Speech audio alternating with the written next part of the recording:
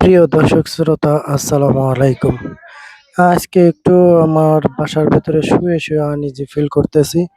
কেমন যেন মানে একটু ভালো লাগতেছে না। পরে ভাবলাম দেখি পরিবেশটা একটু দেখি। ব্যালকনিতে বসে পরিবেশটা দেখতেছি যে বৃষ্টি হবার পরে গাছপালার মানে প্রাণ মনে হয় যে আবার পুনরায় ফিরে পেয়েছে।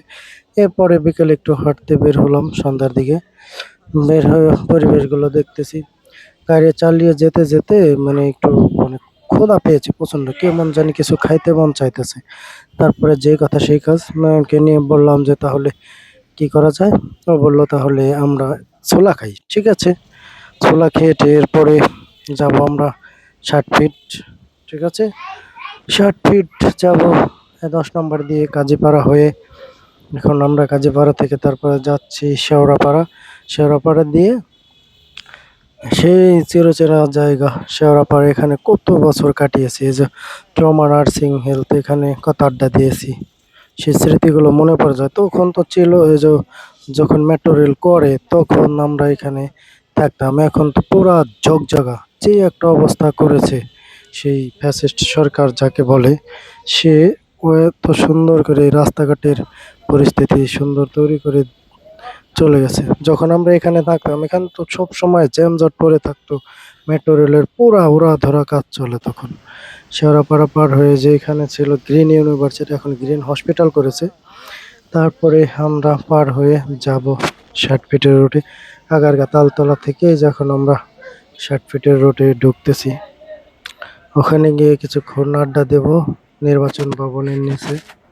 এখানে আমাদের আরো কয়েকজন বন্ধু রয়েছে, তারা আমাদেরকে ইনভাইট করেছে যে এদিকে চলে আসো, এখানে একটু গুরুত্বপূর্ণ কিছু আলাপ সালাপ করা হবে।